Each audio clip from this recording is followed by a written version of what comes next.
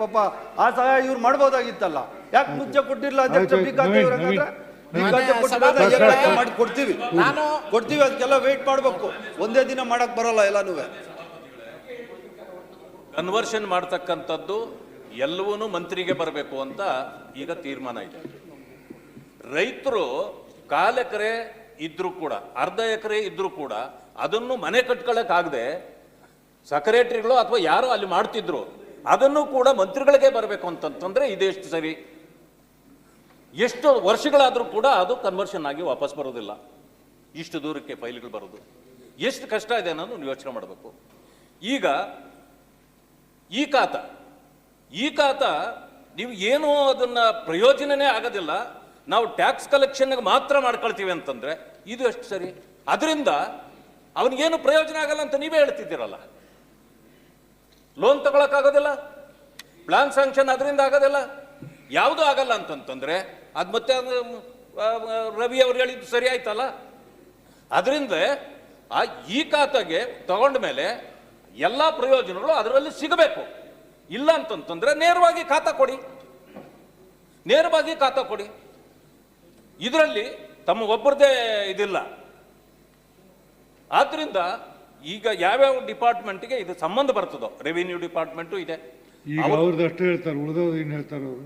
Sir ಅವ್ರಿಗೆ ಸಂಬಂಧ ಬಂದದ್ದು ಅಷ್ಟು ಹೇಳಿ, ಅವರು ಉಳಿದದ್ದು ಆಮೇಲೆ ಹೇಳಿ. ಅದಕ್ಕೆ ಹೇಳೋದು, ಇದನ್ನೆಲ್ಲ ಸೇರಿಸಿ ನಾವು ಚರ್ಚೆ ಮಾಡಲಿಕ್ಕೆ ಆ ಮಂತ್ರಿಗಳನ್ನು ಕರೆಸು, ಚರ್ಚೆ ಮಾಡಲಿಕ್ಕೆ ಒಂದು ಅರ್ಧ ಗಂಟೆ ಅವಕಾಶ ಕೊಡಿ. ಮಾನ್ಯ ಸಚಿವ, ಮಾನ್ಯ ಸಭಾಪತಿ ನೋಡಿ, ಇವ್ರೆ ನೋಡಿ, ನೀವು ವಿಚಾರ ನಾನು ಯಾವತ್ತೂ ಹೇಳಲ್ಲ, ನಿಮ್ಗೆ ಗೊತ್ತಿದೆ ಸಭಾಪತಿ. ಅಲ್ಲ, ಇವಾಗ ಹೇಳ್ಬೇಡಿ, ನಿಮ್ ಸಂಬಂಧಪಟ್ಟಿದೆ ನೀವು. ಅಲ್ಲ, ಎಲ್ಲರೂ ಒಂದ್ ನಿಮಿಷ, ನಾ ಯಾವಾಗಾದ್ರು ಕೇಳ್ತೇನೆ ಅವಕಾಶ. ಏನ್ ನಡೆದು ನೀವು ಸಭಾಪತಿಗಳೇ, ಈಗ ಸ್ವಲ್ಪ ರೂಲ್ಸ್ ತಿಳ್ಕೋಬೇಕು. ಒಂದ್ ನಿಮಿಷ ಸರ್.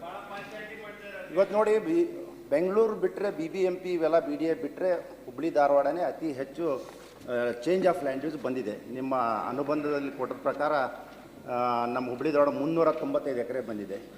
ಮಾನ್ಯ ವಿರೋಧ ಪಕ್ಷ ನಾಯಕರು ಹೇಳ್ದಂಗೆ ಇವೆಲ್ಲ ಫೈಲ್ಗಳನ್ನು ಇಲ್ಲಿ ಯಾಕೆ ತರ್ಸ್ಕೊತೀರಿ ನೀವು ಸಚಿವರು? ಮುಂಚೆ ಎಲ್ಲ ಇದ್ದಿದ್ದಿಲ್ಲ. ನೀವು ಯಾಕೆ ತರ್ಸ್ಕೊತೀರಿ? ಬೇಗ ಆಗಲ್ಲ. ಅಲ್ಲಿ ಡೆವಲಪರ್ಸ್ ಇದ್ದಾರೆ, ಸಣ್ಣ ಪುಟ್ಟ ಡೆವಲಪ್. ನಾವು ಸಭಾಧ್ಯಕ್ಷ ಮುಂಚೆಯಿಂದಾನು ಚೇಂಜ್ ಆಫ್ ಲ್ಯಾಂಡ್ ಯೂಸ್ ಸರ್ಕಾರಕ್ಕೆ ಇರೋ ಸಭಾಧ್ಯಕ್ಷ, ಅವ್ರಿಗೆ ಮಾಹಿತಿ ಕೊರತೆ ಇಲ್ಲ. ಮುಂಚಿನ ಸರ್ಕಾರಗಳಲ್ಲಿ ಚೇಂಜ್ ಆಫ್ ಲ್ಯಾಂಡ್ ಯೂಸ್ ಬರೋದು ಸರ್ಕಾರಕ್ಕೆ ಬರಬೇಕು, ಮಂತ್ರಿನೇ ಮಾಡಬೇಕು. ಈಗ ನಾವು ಮಾಡಿರೋ ರೂಲ್ಸ್ ಸಭಾಧ್ಯಕ್ಷ ಮುಂಚಿಂದ ಇದೆ. ಅವ್ರಿಗೆ ಸಮಜಾಯಿಷಿ ಕೊಡ್ತಾ ಇದ್ದೀನಿ ಮುಂಚಿಂದ ದಂಗೆ. ಮಾನ್ಯ ಸಭಾಪತಿ, ತಾವು ಇವತ್ತು ಹುಬ್ಳಿ ಧಾರವಾಡ ಪ್ರಾಧಿಕಾರದ ಸದಸ್ಯರಿದ್ದೀರಾ, ನಾನಿದ್ದೀನಿ. ಅಲ್ಲಿ ಡೆವಲಪರ್ಸ್ ಬಂದು ನಮ್ಮ ಕ್ವಶನ್ ಕೇಳ್ತಾರೆ, ಏನಿದು ಇಷ್ಟು ಲೇಟ್ ಯಾಕೆ, ಏನು ನಡೀತಾ ಇದೆ ಇದರಲ್ಲಿ?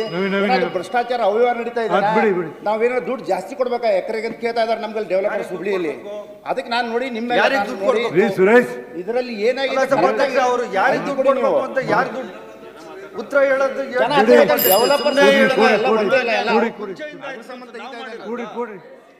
ಮಾನ್ಯ ಸಭಾಪತಿಗಳೇ, ಈಗ ಮಾನ್ಯ ಸಚಿವರು ನಾವು ಮೊದಲನೇ ಹೆಜ್ಜೆ ಇಟ್ಟಿದ್ದೀವಿ ಅಂತ ಹೇಳ್ತಾ ಇದ್ದಾರೆ.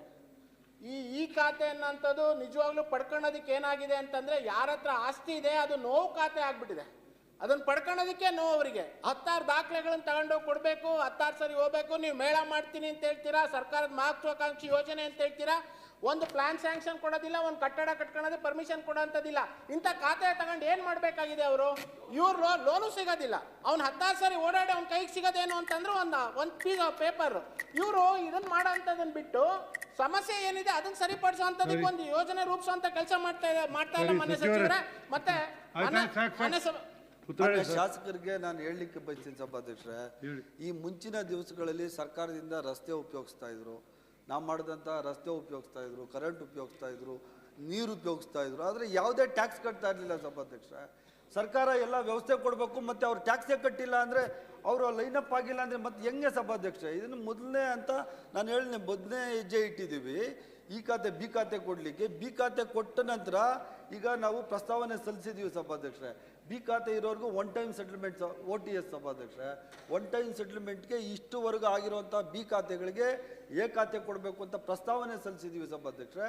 ಸರ್ಕಾರದಿಂದ ಕೊಡುವಂತ ಎಲ್ಲಾ ಸವಲತ್ತುಗಳನ್ನ ಅವ್ರು ಬಳಸ್ಕೊಂಡು ಸರ್ಕಾರಕ್ಕೆ ಟ್ಯಾಕ್ಸೇ ಕಟ್ಟಿಲ್ಲ ಅಂತ ಮತ್ತೆ ಸರ್ಕಾರ ನಡೆಸೋದು ಹೆಂಗೆ ಸಭಾಧ್ಯಕ್ಷರೇ? ಮಾನ್ಯ ಸಚಿವರೇ, ಸರ್ಕಾರದಿಂದ ಬಳಸ್ಕೊಂತಾರ ಅಂತ ನೀವೇ ಹೇಳ್ತಿದ್ರ, ಅವ್ರದ್ದೇನು ಹೋರಾಟ ಇಲ್ಲ ಅಂತ ಏನ್ ಬಳಸ್ಕೊಂತಾರೆ? ನೋಡಿ ಸಾಕು. ಏನ್ರಿ ನೀವು ಮಂತ್ರಿಗಳು? ಮಾನ್ಯ ಸಭಾಪತಿಗಳೇ, ತಗೋಬೋದು, ಇಲ್ಲಾಂದ್ರೆ ಬೇಡ ಸಭಾಧ್ಯಕ್ಷರೇ. ಬೇಡ ಅಂತ ತಗೋಬೇಡಿ, ಬಿಡಿ. ಅಲ್ಲ ಮಾನ್ಯ ಸಭಾಪತಿಗಳೇ, ಬೇಡ, ದಯವಿಟ್ಟು ತೊಂದ್ರೆ ಇಲ್ಲ, ತಗೋ.